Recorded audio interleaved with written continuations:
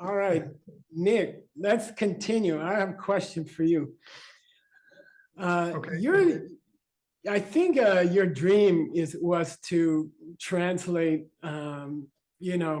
some of Nagarjuna's greatest books. He wrote, for example, we studied what he wrote. Even in the last month, we studied. He wrote 120 different books. He wrote 120 different pieces. Really, there's about 15 main ones or main philosophy books. And can you tell us a little bit about, you finished the 60 verses, and what are you on to next? And how would you compare the two books that you've been working on? Okay. Yeah. Thanks, Geshe Michael. The 60 verses was the first book, where I'm learning to translate something, big with Geshe Michael. And I'm really grateful for the amazing opportunity to get to learn from, who in my opinion is the world's greatest translator of Tibetan. And that book is pretty dense philosophical material. It's amazing, and it's really helpful for your life if you're trying to understand this profound concept of emptiness, which many of us are. This book gives you a lot of the insight into what some of the greatest philosophers, and especially Arya Nagarjuna, explain about this concept. So it's got a lot of information, and some of it you have to work hard to understand. And now I'm working on a book called Ratnamala, which is, in English, you could say string of precious jewels or precious garland. Some people like to translate it. And it's more of, if you're familiar with the genre of literature that we call Lam Rim, or steps on the path, it's more like that. So it's more accessible for the masses. It was actually a letter that he wrote to a king. And I just remember from his biography that this king was a child who he met on the road when he was traveling. And then he prophesied that the child would become a king. And then when he came back, the child was a king. And he stayed with him for 3 years, teaching him and teaching the kingdom. And it's got a lot of information on, we're still in the earlier part of the book, and it's been a lot of, in practical information about how to live your life and how to conduct yourself if you want to live a life that's, in harmony with happiness and having a good future and achieving success and ultimately achieving total happiness. And so I would say, for me, it's, as the translator or someone working on translating it, it's a breath of fresh air because it's easier to understand. And I imagine for the reader, it's going to be a little bit easier to digest. So they're just two different things. And it's the same master, the same great master, teaching us some different things, more like how to get our minds ready to understand emptiness and how to live a life that's happy. Nick and I were having a meeting about the upcoming Mixed Nuts translation classes, and we decided that we should have a byline that says, if you don't understand what's going on, you belong here. And and that's the description of the Mixed Nuts classes. Nick, there's a big change coming up in those classes. We've been doing 2 to 3 week sessions, very intense, 3 times a year, 5 hours. I was getting up at 4 in the morning. Sometimes the classes went till 9 or 10 o'clock at night. And we decided to change the format. Would you like to talk about that? Absolutely. I've been waiting for my chance to pitch it. So it's very exciting what's happening with the Mixed Nuts or the Diamond Cutter Classics. The new format is going to be 2 times a week. We're going to get together all the mixed nuts, meaning the translators, and all of you on this call, and everyone you know, and all the people. We're going to get together a couple times a week to discuss these books together.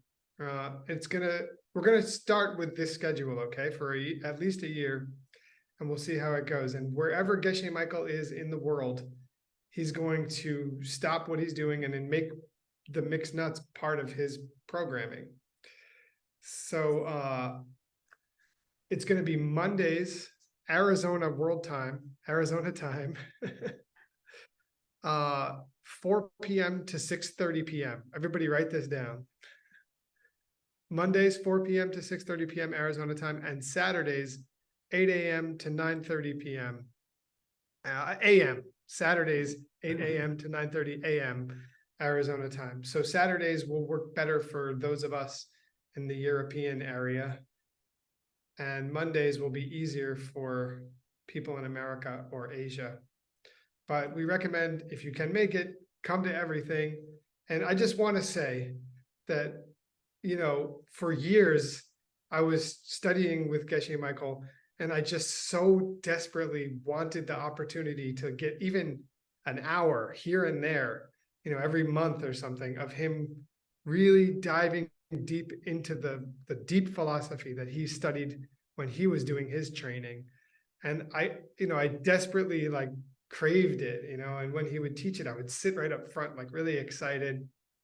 And when he was going to the language or the more esoteric, not even esoteric, but the real rigorous philosophical studies. And now we have the chance to get it, every single week. So it's amazing. And this is some of the most powerful transmission of, ideas that we could ever get. And we're hearing it straight from probably the only person alive who can help us understand it, because it's locked in its own special languages. And you have to go through the training that Geshe Michael has gone through to get it. So to have this opportunity is really precious. So I seriously recommend you consider, or you do take advantage of this. It's amazing. Yeah, so it's a new schedule. And I really, really want to encourage you to come once a week in your time zone for 1 hour. Stretch your brain, try to expose your mind to very, very deep ideas that you don't understand. And I have to say, in my life, I do it every single day. Every day, usually in the morning, I will take a few hours, and I learned to do this 45 years ago. And every morning, I read 1 hour of something I don't understand, and I stretch my mind. And it's not easy. It's a little difficult, and it's not comfortable. But that's what growing means. Growing is not comfortable. And even with Nick's baby, Amelie, I'm sure there's times when it feels like her body is growing too fast. And she grows out of her clothes probably every week. And your brain needs to stay fresh. Your brain needs to be stretched. A lot of us haven't learned anything new since we were in high school or in college. And we thought the day we graduated from college, we don't need to learn anything new. But it's such a beautiful habit to learn something new every day, or in this case, it'll be once a week. So we tried very hard, instead of having the translator class 3 times a year, we will have it once a week. And then wherever you are, wherever I am, if you live in Asia, it'll be 7 a.m. Tuesday morning, Beijing time. And there'll be an hour class. Then there'll be 15 minutes of discussion together. And then there'll be 15 minutes of kind of like news updates. We're hoping the Peachtree World News crew will help us with those every week. And then there'll be a special class. We call it Diamond Cutter Elite, DCC Elite class. And so that'll be Tuesday morning, Beijing time. It'll be, what time Beijing time, Nick? That's gonna be Tuesday morning. 8:30. 5:30 US, 8:30, yeah. 8:30 to 9 a.m. Sorry, 8:30 to 9:30 a.m. Special advanced brain busting class, Beijing time. And then every Saturday in the afternoon or evening, Europe time. Okay. In Arizona, it will be in the morning. So we'll have Americans, Latin Americans and North Americans can tune in the morning at, what time is that, Nick? Starts at 8 o'clock. 8 a.m. And then that'll be in Europe. That'll be either 3 o'clock or 4 o'clock in the afternoon. It's 5 p.m. Berlin, 6 p.m. Moscow. Okay, yeah. 5 o'clock Berlin, 6 p.m. Moscow, every Saturday. And I really encourage you to bust your brains. I'm going to leave Nick with I was working on a verse yesterday from your book. And I was doing a very interesting study, which is only possible because of ALL database. ALL has put in 3 million searchable pages of ancient books. It means we can search it in about 3 seconds. We can search 1 million pages. And Nick and I were curious. So after Nagarjuna wrote his books, the lineage continued after him for 2,000 years, 1,800 years. Nagarjuna's lineage has continued up to the present time. And we did a study, a statistical study. We studied the database to see how much of Nagarjuna survived in the last 2,000 years, which pieces from Nagarjuna survived from Nick's book, and which pieces did not survive, which pieces should have survived, and maybe we can wake those back up. But I was reading yesterday, and I'm gonna leave you with this, Nick. And Nick doesn't know what verse I'm choosing, but this is a verse from your 60 verses, which did survive the 2,000 years and was repeated by people and used by people. Here it is. It's verse number 50 of the 60 verses. And it says, those who are great beings take no positions, and they never engage in dispute. How could there be some other position for those who have no position themselves? Does that mean, Nick, that to stay out of arguments with my wife, I shouldn't have any opinions at all? What's that mean? Oh man, I think this is a tough one. Although I would tend in my current frame of mind to agree with what you just said. Although I don't think that that's what Nagarjuna was trying to say.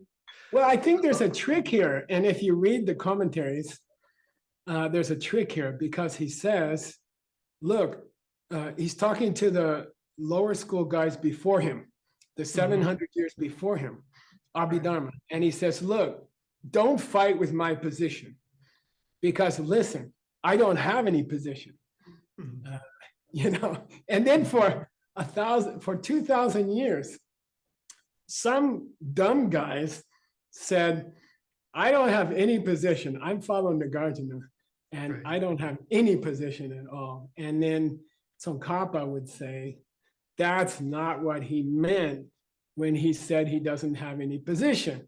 And that's not what he meant when he said, there's no my position and there's no your position in an argument because they both, Nick, they're both come from seeds in your mind.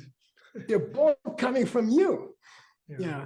The position I'm taking on emptiness and the position you're taking on emptiness are both coming from the same place. Don't whine, don't complain about my explanation of emptiness, you Abhidharma guys, because it's coming from You. you. And I think we can always apply this anytime we have a disagreement with somebody. The thing about that person that we don't like and the irritating thing that we see in other people, the position they take is actually coming from us. And I think that's a good place to leave it, Uncle Nick. I look forward to you finishing in your lifetime all of his 6 great books. We are working on 3 of them because wisdom we're doing through ACI. Okay, and you got, after that, Nick, you got 3 books to finish. All right, back to our hosts. Thank you, Nick. Thank you. Miss you guys. Yay.